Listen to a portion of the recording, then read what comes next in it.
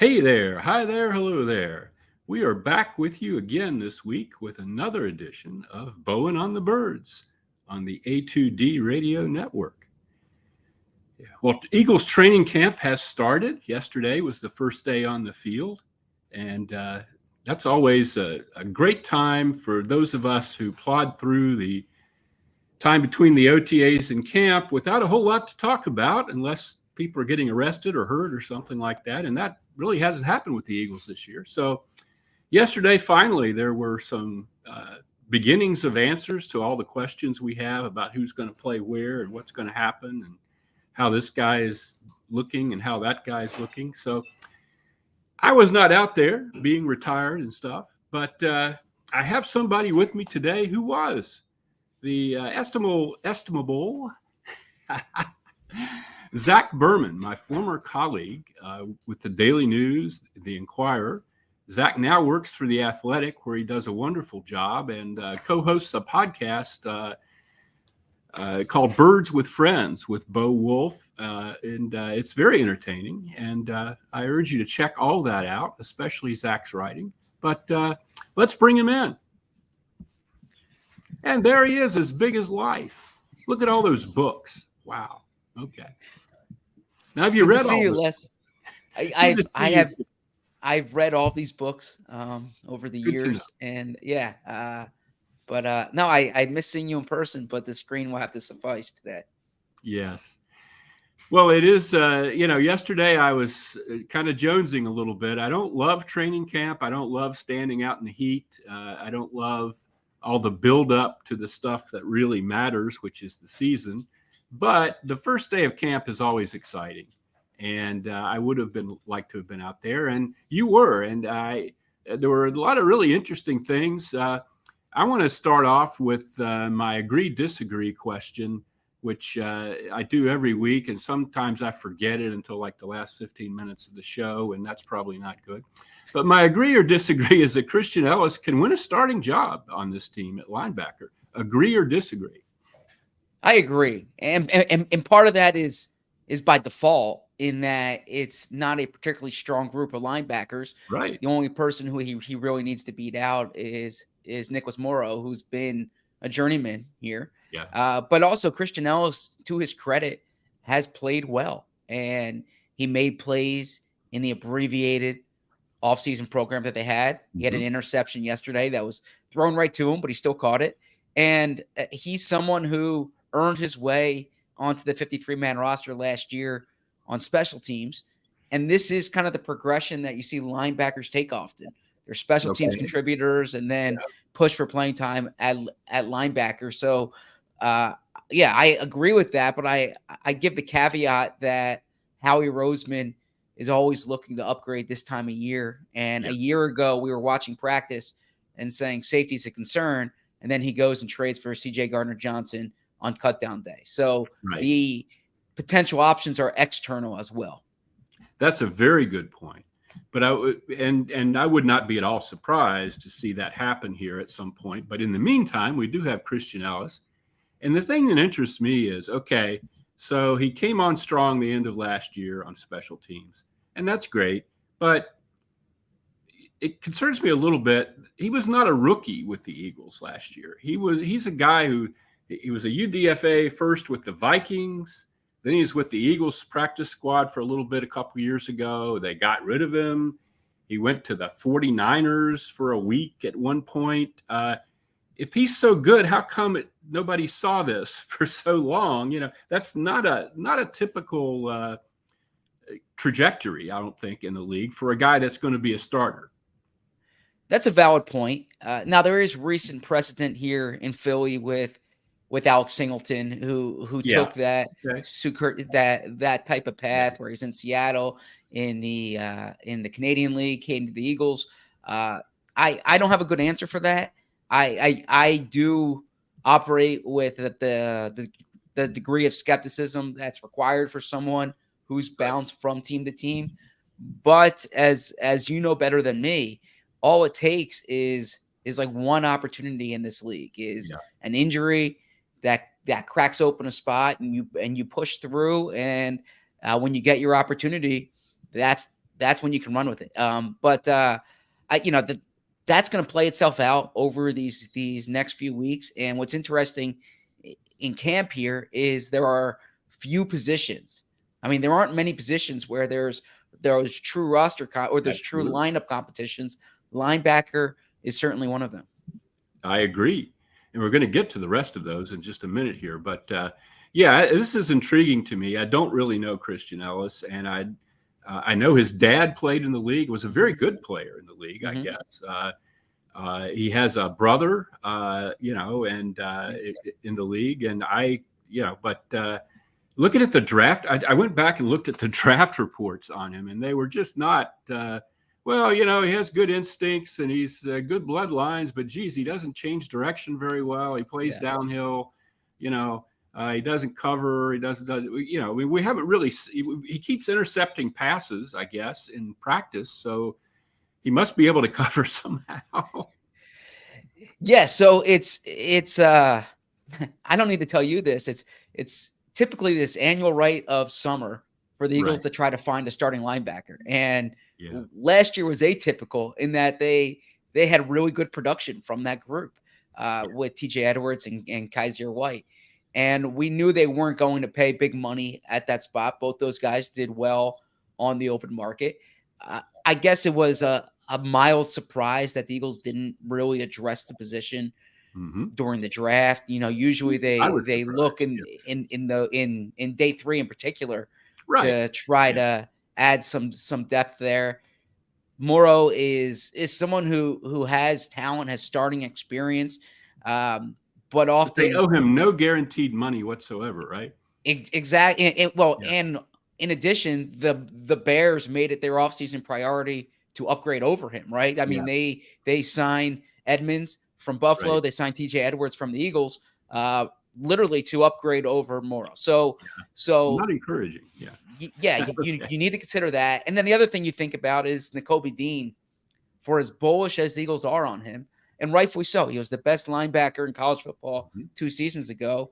He did not beat out Kaiser White last year. He did not beat out TJ Edwards last year. And so he needs to prove that he can be a dependable player. And that position, I understand Eagles strategy. I would always pay edge rushers and corners over linebackers, but you can't just plug anyone into that position and expect adequate performance. And the Eagles defense was better last year because they received solid play, good play from their linebackers. And they can't just have this revolving door there. You're going to now what they want to do is what they did with TJ Edwards, where you develop somebody, and they're doing that with Dean. And they hope Christian Ellis can be that type of player. But that's a position where they are going to need to prove that they can be productive. Very good points. Yes. Let's move on to something else I found interesting about yesterday. Hassan Reddick sitting out right now with a groin injury that is said not to be serious. There was talk that he might participate by this weekend. To me, though, there's the prospect. Is there something here going on we don't know about? He had an incredible year last year. I can't imagine he wants a new contract, but, is there something there? B, anytime they say groin, to me, that's not like having a minor ankle injury or something like that. I want to make sure, let him sit. Make sure you don't get into something really serious there that will have a big impact on his season. So what do you know about that? Yeah, to the first part, it's an interesting point. I don't have any information right now to say that this is contract related. Certainly when you look at the salaries of edge rushers, Hassan Reddick deserves more relative to what other players are making, but he is 1 year into his, he's played 1 year on the contract that he signed, and it's pretty rare to redo a deal after one season, as Terrell Owens found out many years ago. Yeah, so I, unless there's something more that comes out of that, then I'll treat this like an injury, and in that case, I agree with you. The Eagles just need to get him to September 10th, right? I mean, there's not much that they need to see from Hassan Reddick. Now, there are elements to this defense. You have a new scheme, you have a new coordinator. You want to see your group out there But in Hassan Reddick's case, I don't think the job's overly complicated. It's rush to the quarterback as fast as you can, right? And I think in his career, frankly, when they tried to move him around or use him different ways, that's when he hasn't been at his best. He's at his best when he can get after the quarterback, and it's not just the athleticism. He's a really talented pass rusher in terms of how he can bend, how he can use his body, and so he's the type of player you just need to get him to September 10th. Well said. Yes, he was actually, after being drafted by the Cardinals, as you know, he was kind of a flop because they were playing him as a stand-up linebacker, and that's not at all what he is. And Jonathan Gannon kept talking last season about using him more in coverage, and I was like, why would you do this? No, don't do that. Well, that brings me to another subject that I find interesting. Sean Desai, and Jonathan Gannon is gone. I don't think he's greatly lamented around NovaCare, at least among the coaches. There hasn't been a lot of talk about Jonathan. They had that thing where they filed the grievance with the Cardinals over their contact with him before the Super Bowl. How does Sean Desai strike you so far? And what do you make of Gannon's legacy here, I guess? Yeah, well, so to the second part first, I think that Gannon, I understand he's not a particularly popular defensive coordinator in Philadelphia. That's not controversial to say. I think that he's underappreciated in Philadelphia. I mean, they set a franchise record in sacks last year. They had a top 5 defense. That they were really good. Now that it was the talent that had a lot to do with it, but I thought Gannon did a good job, and I thought that a lot of the perception about Gannon was based on it was more stylistic than anything else. And you know this better than me that this is a fan base that wants to see Buddy Ryan and Jim Johnson where they're blitzing. And I covered a lot of games when the Eagles were getting beat deep, and there was outrage about how can you let these guys over top of you. So then the Eagles have this scheme that's built upon not allowing the big play, right? And then it's well, why are you allowing them to dink and dunk their way downfield? Philosophically, I understood what Gannon was doing because it's what a lot of other great teams are doing, I should say a lot of other great defenses. It's this Vic Fangio philosophy. Now there are different elements to that you can be aggressive within it, and you can be aggressive, and you can make some adjustments, and that goes to the Sean Desai part of it here. Yeah, Sean Desai is the big word there. Zach. Sure. That's the main quibble I would have. I agree with what you said, and I agree that sometimes fans have an outdated concept of what works, but adjustments were a problem to me, especially when you played good teams. And frankly, the second half of the Super Bowl was a train wreck. Maybe it would have been for anybody against that Kansas City team, but I've never seen a team score more easily in a big game than the Kansas City Chiefs did in the second half of that game. It was ridiculous, but go ahead. Yeah. Well, no, I agree with you there. I mean, the second half was bad, and it was a stain on Gannon's legacy in Philly, and last impressions are often lasting impressions, right? Yes. So I understand that. Now the point about high level quarterbacks, high level quarterbacks do that to most teams. That's why they're high level quarterbacks. Yep. But you do want to make their life difficult, right? I mean, my old colleague Sheil Kapadia, he talks about the sweat test, which is not about Josh Sweat. It's about you at least want to make the quarterback sweat, right? You at least want to, and the Eagles didn't often do that 2 years ago. They did that more last year, right? So that's where a high level pass rush and high level cornerback play comes into play. But with Sean Desai, so we're still learning more about Desai's scheme. he does come from he's a direct descendant, if you will, from the Vic Fangio style scheme, in that he worked with Vic in Chicago. He's been a coordinator in Chicago. He was under Pete Carroll in Seattle, so he's had really good defensive influences. He's a really bright guy. I'm still getting a chance to know him here, but I've spoken to people who know him, and they speak very highly of him. And frankly, to come up in the NFL the way he did, you need to be smart. You need to be bright, right? He was literally on he was a low-level staffer at Temple, and he works his way up to defensive coordinator at the Eagles. You don't do that unless you're smart and unless you know what you're doing. I totally agree. Yeah. So we'll see here, but I am expecting his scheme to look different than Gannon's. I think you'll see a lot before the snap to try to make the quarterback think, to mix it up there. And look, Sean Desai is also smart in that he knows Philly wants you to say he's going to be aggressive, right?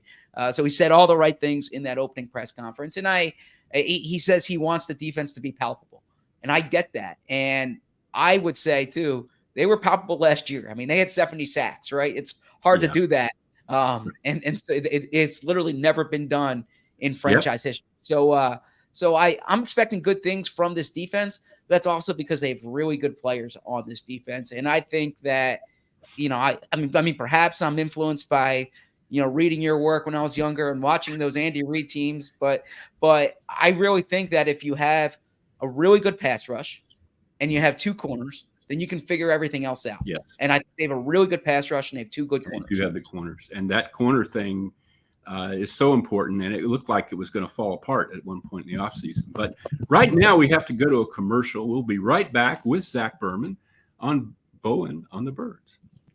Hey Birds fans, the NFL schedule has arrived and Philly Sports Trips has all the details now. Visit the site phillysportstrips.com. This is sure to be an epic season. Be sure to go there now to make sure that you don't get shut out. Join us in Tampa, LA, Seattle, or when we get revenge in Kansas City. Don't want to fly? No problem. Gather up your crew and hop aboard one of our signature boisterous bus trips to DC or New York. Sign up now and make sure to mention A2D. Don't miss out on the best Philly fan experience anywhere. Philly Sports Trip customers always stay at the best hotels and meet NFL legends. Book today. And we're back. And Zach Berman is with us today from The Athletic, talking about the start of Eagles training camp. One thing I was really interested in, I watched some of your podcast with Bo, Birds with Friends, and Bo was giving you a little razzing about when you let off with some things that he didn't think were the headlines of yesterday, because Howie Roseman and Nick Sirianni talked. But you very correctly, I think, having watched and read the transcripts of this, well, they didn't say anything. I mean, it wasn't. There was nothing really no great injury to probe, or no huge issue to hit them with. They just said kind of generic stuff, and so the attention kind of wandered to other things that were going on out there that maybe aren't world-shaking things, but little minor things that housekeeping details, I guess. One of those was Matt Leo. This is very interesting to me. So they carry this guy for 3 years because they have a roster exemption for him as a guy coming from Australia. The minute they don't have a roster exemption for him, he announces his retirement. I know he was there yesterday and he's doing some kind of coaching internship or something, but did he really want to retire, or did they tell him, look, now that we don't have an exemption, sorry, bud, we don't have a spot on the 90 for you? Yeah, I didn't speak to him, so I can't say specifically there, but there wasn't going to be a spot on the 53 for him, right? So, and he's not particularly young either. No, so, he's 31, I believe. Yeah. So, it makes sense, for him to transition there. He's been in the organization now since 2020, Right. and he's very well respected in the locker room. But he was on the roster because they had this international player exemption, like Right. you said. So yeah, it was pretty clear the writing was on the wall, and it probably made sense to do this sooner rather than later. Good point. Yeah, and obviously that's not. He's a footnote, but it's always interesting to me. These guys that are around for years, but never really, playing games. We've had practice squad guys like that, over the years that have, even without a roster exemption, who just are here forever. Sure. It seems like, but did they ever actually get to do anything? No. But to the point that you brought up there, and that I was talking about with Bo, is that it is a drama-less camp. I mean, Yeah. relative to previous training camps here, and relative to what's going on elsewhere in the Oh my God, division, yes. in the NFL. If you're coming through this camp, there are two new coordinators, right? You're trying to figure out but there's no one coming off major injury here. There's no big controversy, quarterback controversy, or trying to learn about player X, player Y. Even when the Eagles were coming off the Super Bowl in 2017, when everything was good, they still had their franchise quarterback was returning from a torn Yeah, and ACL. wasn't ready to play. Yeah, that was Exactly. a big. There was a lot of Yeah. unknown with that team, more than with this team. I think they had 5 players on the PUP list beginning the offseason, Yeah. right? So there was a lot there they were still trying to sort out. This year, you could see by the questions on the first day, it's not the quarterback's already been paid, right? Mhm. So yeah, it's a dramaless camp, which is probably how the Eagles want it to be, frankly. Absolutely. Well, I think it's a weird thing. I think we're all kind of waiting for the injury shoe to drop, mostly because if you look at the history of teams that go to the Super Bowl, unless you're the New England Patriots, the next year is suddenly, covered in flames, and important players go down right and left, and you just can't get back.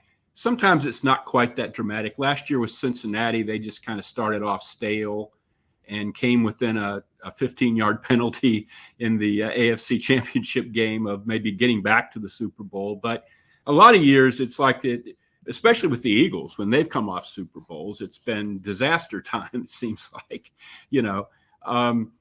but we haven't had that yet. And I think it's the kind of thing that you can't put your arms around. I mean, you have these two narratives with the Eagles. One is everybody says they're probably the best team in the NFC again. Two is nobody ever does this yet the year after doing it. So you just, for me, getting through yesterday without anybody riding a cart was a victory. You already see it with other teams. Jalen Ramsey today, went off on a cart. I mean, I remember my guest last week was Clay Harbor, the former Eagles tight end. And we were talking about training camp 10 years ago, Chip Kelly's first camp. First day, Jeremy Maclin tears his ACL. And that played into something else, another controversy in that camp, which is the Riley Cooper mess. Yep. And Clay said, look, and Clay was kind of close to Riley Cooper, and he didn't take it the same way some other players did. But he said, bottom line was they had to have Riley Cooper. They couldn't get rid of him. They didn't have enough receivers. Once Jeremy Maclin went down, they needed Riley Cooper, and you get things like that. And this camp started without any falderall whatsoever. It's amazing. It's almost too quiet, as they used to say in the old lessons. If you're on this side of the interview, you'd probably say, well, they practiced for 58 minutes, right? So Right. I mean, there weren't that many opportunities for someone to get hurt. But no, I see your point there. The Eagles are being deliberate and being intentional is probably a better word for it, in how they're trying to navigate the injury front and the sports science element of it. There's a walkthrough today, for instance, right? There's only 9 practices between now and the preseason opener. So that's all done based on what they're hearing from their medical and their Right. training staff. The flip side, and they would tell you this, like Howie Roseman was candid about this back in April, that they can't expect the same type of injury fortune that they Right. had a year ago. They had 22 of 22 starters healthy for the Super Bowl. That's unheard of. And they were one of the least injured teams in the NFL throughout the season. And no matter what they do from a science perspective, football's a collision sport. Mhm. Jason Kelsey said this yesterday. The injury rate's 100%, right? Someone's gonna. You can do all you want, but if someone falls on your leg the wrong way or you take the wrong step, it's going to happen. What you try to do is prevent those soft tissue injuries. And to their credit, they've done a really good job of that in recent years. But it would be naive, to use Howie Roseman's word, to expect it to be the same this year. So their depth is going to be tested. And I think that to the Super Bowl hangover argument or conversation, the first reason it's hard to get back is it's really hard to get to the Super Bowl, right? I mean, just the odds show you that. Right. And the second part of it, and the Eagles did work on this offseason. I wrote a story on Monday about this topic. They looked at what keeps teams from coming back. And actually, the return to playoff rate is fairly high. The return to Super Bowl, there's only been 3 teams in NFL history that have won it the year after losing it. So it's pretty hard there. But the teams that don't make it back to the playoffs, often it's because of injuries on offense or decline in offensive performance. So you talked about when the Eagles lost in 2004, and then McNabb gets hurt the following year, right? Yeah. When San Francisco made the Super Bowl in 2020, they lose to the Chiefs. The next year, Garoppolo gets hurt. The Rams were coming off the Super Bowl win last year, but Stafford gets hurt, right? So if Jalen Hurts goes down this year, the Eagles will have a hard time making it back to the Super Bowl. But I do think they are the most talented team in the NFC. I agree. We're going to have – I want to get into Jalen Hurts in depth here. We are going to have another commercial before too long, but we'll kind of wrap this conversation around that, I hope. I'll start it out now with they were lucky last year. Jalen Hurts' shoulder injury in that Chicago game, that could have been the end of the season, right there. I mean, it was probably a little worse than it was portrayed at the time of his injury. So something like that happens, and it's worse, if it's a real shoulder injury, then that's what you're dealing with here. And so there's some people who would say, given that possibility, that you should really minimize the risk to Jalen, not let him run as much. I was one probably starting last season or early last season. I was thinking along those lines that you should really minimize this. You've got all these weapons. Why does he need to be running around? But when he came back from the shoulder, I kind of changed my mind because I saw him for several games kind of not play up to his normal level, not so much because his shoulder hurt, but because I don't think he was comfortable playing in a confined role, as a pocket passer type of guy. He didn't have the flow. He didn't have the confidence, the mojo, and he talked a little bit obliquely about that yesterday. When he started, what was the phrase he used? Embracing the uniqueness. Yeah. I think they understand that you can't take that away from him. You just can't. Yeah. It's not going to work that way, even if he gets hurt. How do you feel? I feel the way Jalen does here. And actually, I disagree with my co-host, Bo Wolf, on this a lot, because Bo's made kind of the argument that you did there, that some of these runs they don't need to do. Mm-hmm. And I look at it like if you are committing to Jalen Hurts as your quarterback, you're committing to the Jalen Hurts experience. You're giving him you're trusting him to be the franchise quarterback because of what makes him special. Don't limit what makes him special. Now, that's not exclusively running the ball, but that includes running the ball. And I think that there are ways to mitigate disaster, if you will. And he's mostly done a good job avoiding those big hits. And I think that if you're committing to Jalen Hurts, commit to Jalen Hurts. Commit to, otherwise, don't go in this direction. But this is part of what makes him special. So lean into it. And I feel very strongly in that. And I thought Nick Sirianni put it much more succinctly than I did when they signed him, which is they didn't pay him all this money to do less. They didn't pay him more to do less. And I think that's a good way of framing it. Yes, it is, certainly. Well, we are going to go to that commercial. I have another point on this topic when we come back, but we'll wait. Hey, Birds fans, the NFL schedule has arrived and Philly Sports Trips has all the details now. Visit the site phillysportstrips.com. This is sure to be an epic season. Be sure to go there now to make sure that you don't get shut out. Join us in Tampa, LA, Seattle, or when we get revenge in Kansas City. Don't want to fly? No problem. Gather up your crew and hop aboard one of our signature boisterous bus trips to DC or New York. Sign up now and make sure to mention A2D. Don't miss out on the best Philly fan experience anywhere. Philly Sports Trip customers always stay at the best hotels and meet NFL legends. Book today. And we're back.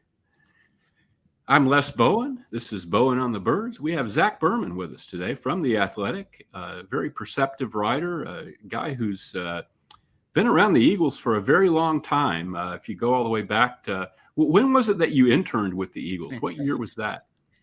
2005. So actually coming off the Super Bowl with the TO summer.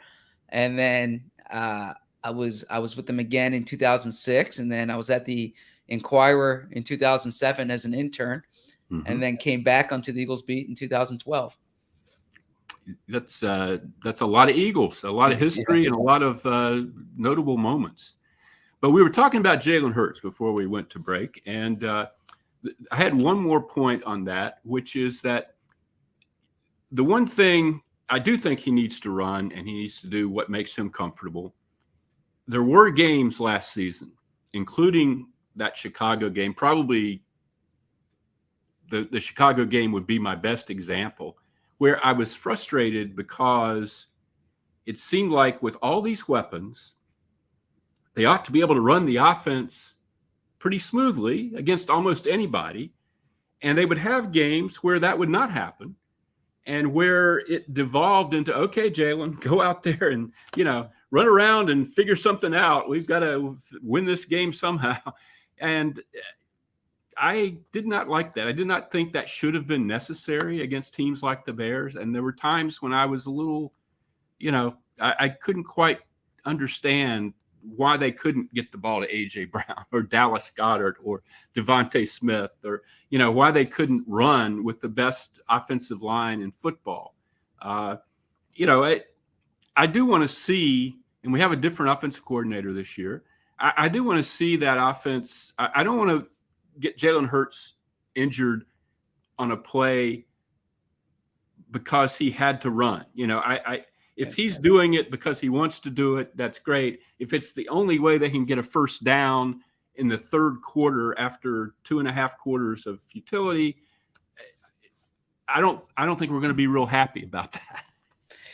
Yeah, I think the change that I'm expecting to see in the offense this year, and this is not something based on what someone's told me, but it's just based on kind of what I know about them and looking at the roster construction and looking at the numbers. They were last in the league last year in running back in the passing game, right? In running backs catching the ball. They go out and they get DeAndre Swift, who is really good at this. And if you think back to Nick Sirianni's first year here, he was very guarded about what the offense would look like. But the one thing that he said is, we're going to pass the ball to the running backs. And to go from that to last in the league last year in that area, and a lot of that had to do with the fact that the passing game disproportionately goes through A.J. Brown and Devontae Smith and Dallas Goedert. But there are those layups, to use the expression coaches like to say, that you can throw to the backs. And I don't think that was Miles Sanders' strength. And I think there are going to be a lot of times this year, especially when DeAndre Swift is on the field, when they're getting the ball to Swift in the passing game. And this is something that Sirianni has a lot of experience with. We saw what Hines did in Indianapolis under him. You go back and you look at his time with the Chargers. And so I'm expecting the running back in the passing game to be featured more. And therefore, I think they can get into more second and manageables from that, right? And so some of those lulls, if you will, could be mitigated based on getting a quick completion to a running back. And there have been times during the Eagles' history in the past 3 decades when that's been a major part of their offense. Oh my goodness! And that was when they didn't have players like A.J. Brown and Devontae Smith and Dallas Goedert. So I think that the next step in this passing game is going to be getting Swift involved there and really featuring him. Indeed, there was a year where the offense basically consisted of throwing the ball to Brian Westbrook. Yep. It's been a while, but yeah, that was, and certainly Andy Reid, Deuce Staley, excellent pass catcher. That's been. You can even go way back to Keith Byers, and talk about that. Yeah, that's been around here for a long time, and last year was atypical in that regard. So I think you're right, and I think Swift's going to get the most. They talk about this committee, and I'm sure that's going to be the case, but I think that's one of the reasons why Swift is going to be the main guy, because he can do that. And the other thing is Rashad Penny, great talent, but injured so much. You don't want to try to hang your hat on Rashad Penny. You want to use him as a seasoning, I think. Yep. Just keep him healthy, give him some touches here and there, but make sure you have him come playoff time. So I can't imagine, unless Kenny Gainwell steps up and just blows the lid off the preseason or something, I can't imagine that DeAndre Swift isn't going to be the first horse in this stable of running backs that they're going to have. Do you agree? I agree. And I think this is kind of the profile of running back that Howie Roseman's looking for, someone in the last year of his deal, the last year of his rookie contract, right? There's incentive for Swift to have a big year. There's incentive for the Eagles to showcase him, if you will, right? And yeah, the Eagles didn't give up a four. I know it was a 2025 fourth rounder, but the Eagles didn't give up a fourth round pick for nothing here. I mean, they're expecting him to be a factor here. And Penny did not get a lot of money, and there's a reason for that, right? Yeah. Like you said, the injury history. And I think Penny's going to be, especially on early downs, valuable to them. But it's presumptuous to expect a Penny to play 17 games this year. And they like Gainwell. You saw Gainwell as the top back in the postseason last year. They brought Boston Scott back for a reason. They're high on Trey Sermon, but I think Swift's going to be the guy. And Swift has the talent. He was a high second round pick. You saw what he did against the Eagles last year. He can be an explosive player for you. That's the guy I'm expecting to be the top back. Well said. Yes. So there's one thing we haven't talked about here so far that's it's almost been talked out, and we just started training camp. The right guard situation. I was not surprised to see Cam Jurgens start off with the first team yesterday. I just don't think the Eagles usually put rookies in that kind of position when they have veterans. The rookies have a lot to learn still. The spring work isn't what it used to be, in terms of getting every nuance of the offense down and defense and so on. I just think, you saw where Sidney Brown was yesterday, right? He was running with the threes or something. Yeah. I just because a guy isn't a starter right now doesn't mean he won't be. Doesn't mean Tyler Steen won't be at right guard come week 7 or something. But I kind of am banking on Cam Jurgens here. I just think you're expecting him in another year to step into some of the biggest shoes in Eagles history. Everybody assumes this is Jason Kelce's last go-round. And Cam Jurgens is his anointed successor. to me, if you can get Cam Jurgens in the lineup this year at right guard next to Jason Kelce, listening to Jason Kelce, explaining double teams and calls and things like that as you go through the year, that's invaluable. It's so much better for your long-term setup than having Tyler Steen in there, because, and some people say, well, Steen's going to be the right guard after this year. Great. But, I just want to get Cam Jurgens on the field and get his feet under him. And, I do think that's one of the most important things the Eagles have to do this year.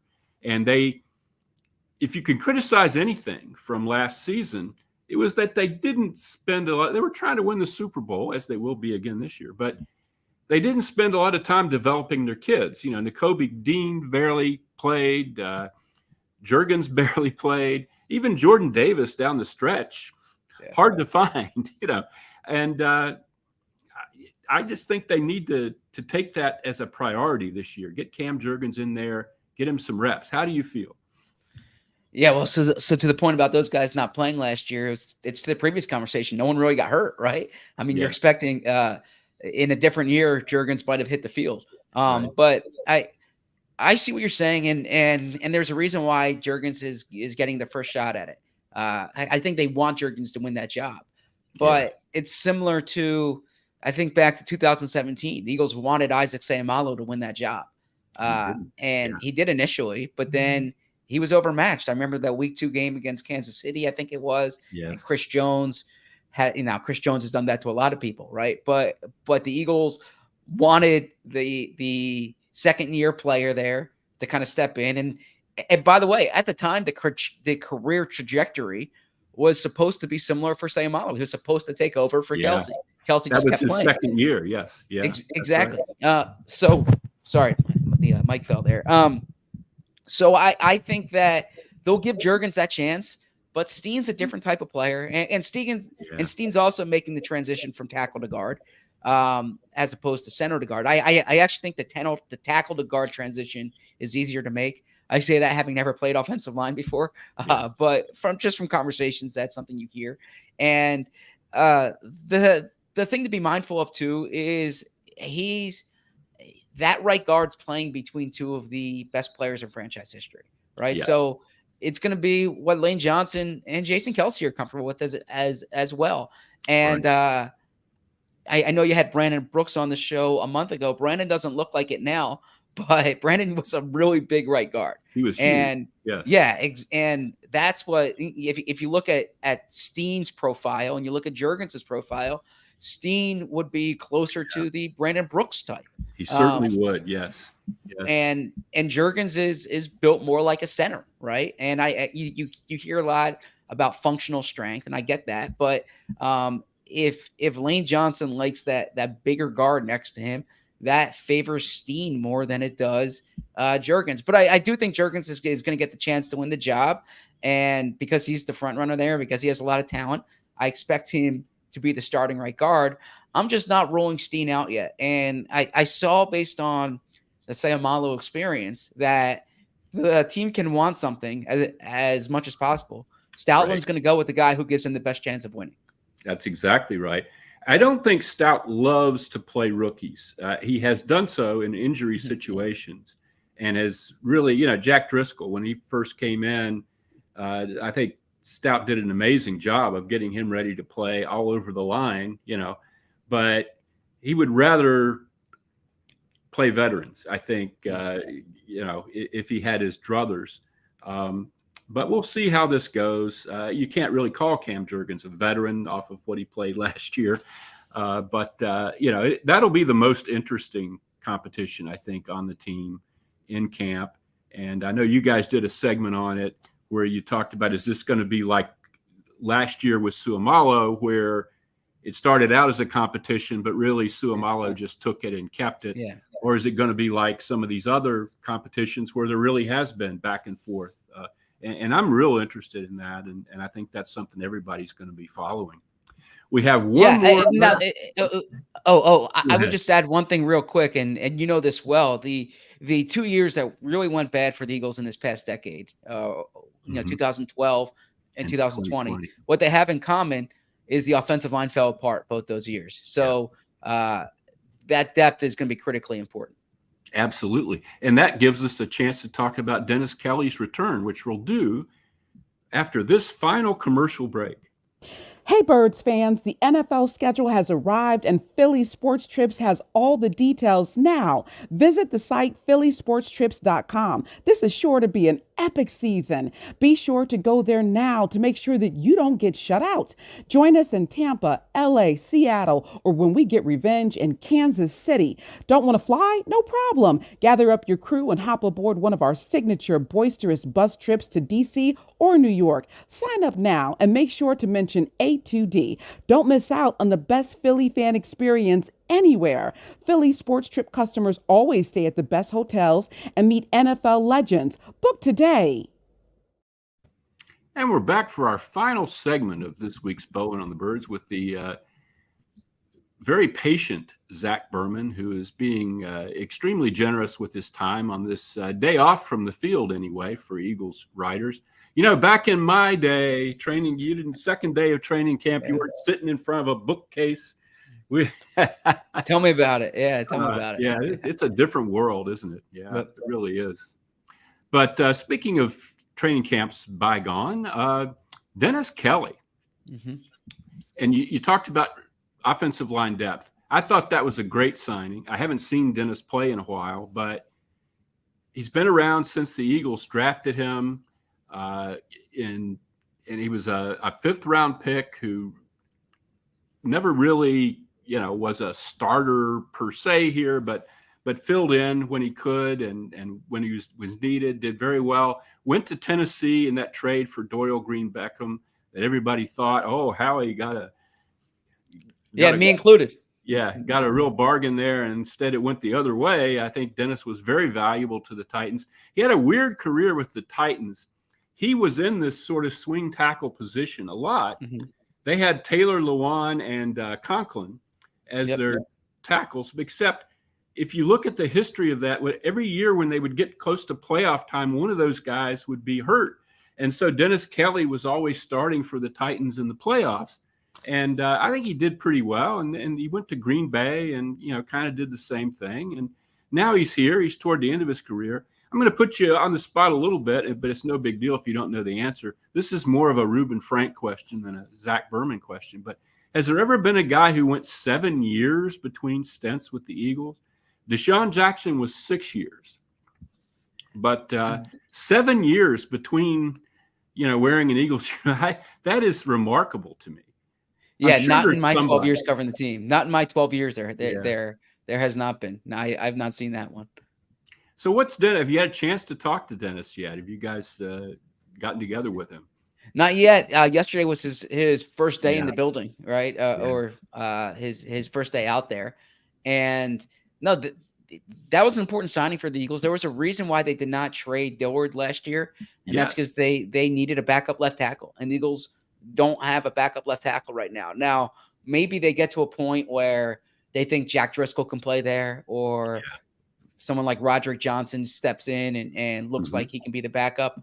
But Dennis Kelly's someone who can play both sides, has played under Jeff Stoutland. Jason Kelce said yesterday he's real popular, or he was popular in the locker room during those 3 years he was in Philly. So I think that it was a sensible move, because I did wonder what would happen if Jordan Mailata went down. They really didn't have that experienced or that backup left tackle who you could feel comfortable putting in there.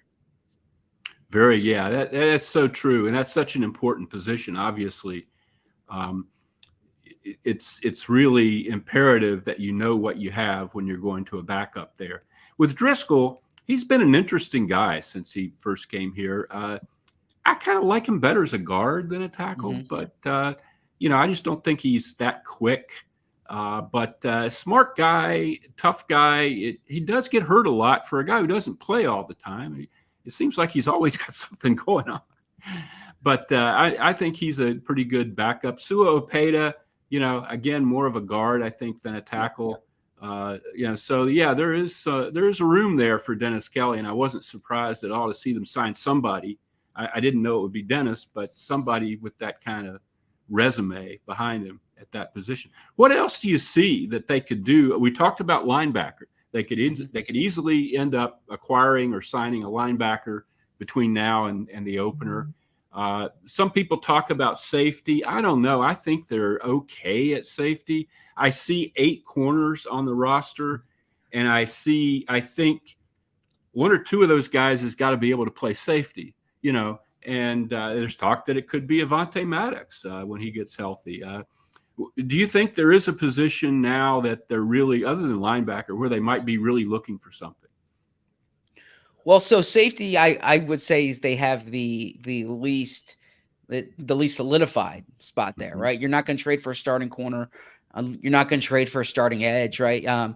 But if safety's a problem, or if someone gets hurt, right, they don't have a lot of depth there. Right. I really think I know that Reed Blankenship and Terrell Edmonds were the top guys out there yesterday. I think they really want to see Sidney Brown this summer. They are especially high on Sidney Brown, and for them to take a third-round safety, high third-round safety, right? They traded back in the second round, so it's I think they're expecting big things from him. I think that a lot of this could be dictated by injuries, right? If you lose a starter, there's positions where they're especially thin. Wide receiver is a spot that I would pay attention to. I know they signed Zacchaeus this offseason, and Nick Sirianni said Quez had a good spring. And I think if you get Quez on the outside more than the slot, he's a solid backup there. But the Eagles have the best wide receiver duo probably ever in franchise history. In my time, at least the Deshaun Macklin group's up there, but they have 2 guys over 1,000 yards. This is a special group. And if one of them goes down, though, they don't have like that ascending draft pick there, or that mid-round pick who they're developing. It falls pretty fast. And so I could see them adding to that spot. But really, I thought outside of I thought linebacker and safety were the starting spots I would watch, and then tackle and wide receiver were the depth spots I would watch. And they obviously signed Dennis Kelly at tackle. Speaking of wide receiver, another one of those little footnotey things that intrigues me. Devin Allen comes to camp with a what is it, calf or hamstring? Calf. Okay. From spending his off season on the hurdling circuit. Now, I don't know,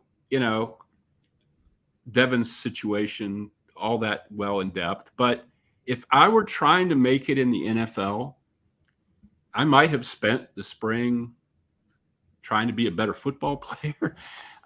What's going on with, does he really have serious designs on making it in the NFL? How do you think the team took his decision to spend the spring on the hurdling circuit? What do you see there? Yeah, I mean, he's a world-class track and field athlete, right? So for him, and he's not a world-class wide receiver. So it would behoove him to at least keep that insurance policy, if you will, right?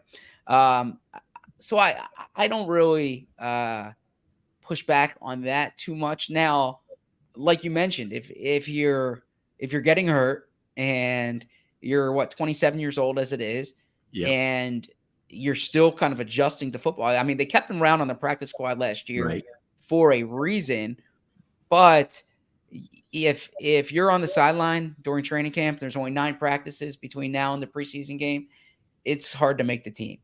So ultimately, I don't fault him for. I mean, it's not like he was hurdling with friends, right? He was he was out there. Be a good podcast, hurdling with friends. That would be right. Someone will have to take the brunt of all the jokes. But I think that I don't fault him for that. But it's gonna be hard for him to make the team if this calf injury lingers. Very, very, very true.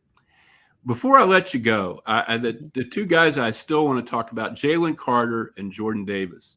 I know Jordan Davis looks slimmer in the pictures I've seen of him, And Jalen Carter had a productive day yesterday. He showed his athleticism. I'm real interested in how that goes for both of them. Jordan Davis, in that, like I was saying earlier, I thought he kind of got lost down the stretch after he got hurt last year. Yeah. I don't think he was an important part of their playoff run at all. And that gives me a little bit of concern, given that Javon Hargrave is gone and Jordan Davis is being expected to really pick up a much bigger role. The other thing, Jalen Carter, as a rookie, you don't see great productivity a lot from rookie defensive linemen. They don't often bust into the league with a whole bunch of sacks and wonderful plays and Pro Bowl honors and stuff like that. So how do you see all this shaking out? It's on the one hand, it looks like they've certainly have talent in there to replace Javon Hargrave, but is it going to be as good an interior as it was last year? Well, Hargrave was outstanding and is outstanding, and that's why he got the contract that he got from San Francisco. So it is hard to replace him.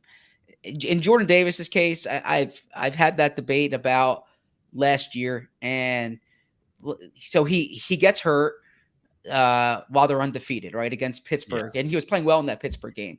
At that point, it's pretty clear the Eagles are a legitimate Super Bowl contender, right? You don't know how long Davis is going to be out. You don't know how he's going to look when he gets back.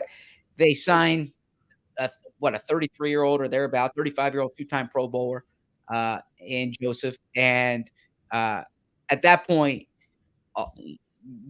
it's like you said earlier, you're not focused on developing your rookies there. You're focused on trying to win. Winning.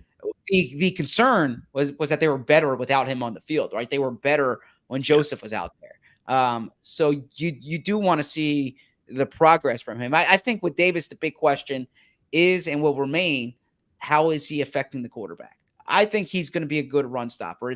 It's hard to be that big and that athletic and not affect the run. But he needs to affect the quarterback.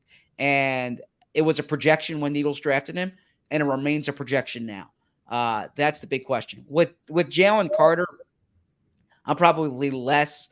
There are fewer questions, at least on the field, because when you watch him at Georgia, he was special, right? There are few interior pass rush prospects like him, and the only reason the Eagles got him at number 9 is because things that had entirely not to do with football, right? Right. And those shouldn't be dismissed. Those were legitimate questions going into the draft, and even after the draft. But from a football perspective, when you're talking about the replacing of Javon Hargrave, I think that I'd be bullish on Jalen Carter. My first year on the beat was 2012, and that was Fletcher Cox's rookie year. Yeah. And Fletcher Cox didn't start the year. They had Colin Jenkins. They had Derek Landry. There were maybe been a few other guys in there. But by the end of the year, and it was a disastrous year, but by the end of the year, it was clear not just that Fletcher Cox was the best one that they had, but that this guy can be really good. And I think you might see a similar timeline for Jalen Carter, where early in the year he might be behind, some other guys. But I think by the end of the season, it's reasonable expectation to expect him to be the best defensive tackle in that group, Fletcher Cox included. And I think everyone wants to see with Jalen Carter the maturity. We all know the situation that he was involved in, drag racing a teammate's car being driven by a Georgia staffer, horrible accident, fatal accident. Obviously, he didn't cause the accident, but he's being sued. This could be something that really affects his life still. I think everyone wants to see that he learned from that and that he knows how to conduct himself as a responsible adult. I think that's one of the hurdles, more than what he has to show on the field, that we all want to see him surpass going forward. You're absolutely right. Like the fact of the matter is that the player who you could say is the best player in the draft is not available at number 9 unless 8 teams have legitimate concerns, right?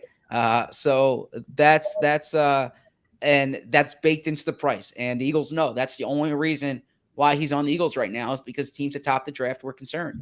But if they can if they are satisfied with the maturity, and if that is there, from a football perspective, I think this is going to go exceedingly well for the Eagles. I agree.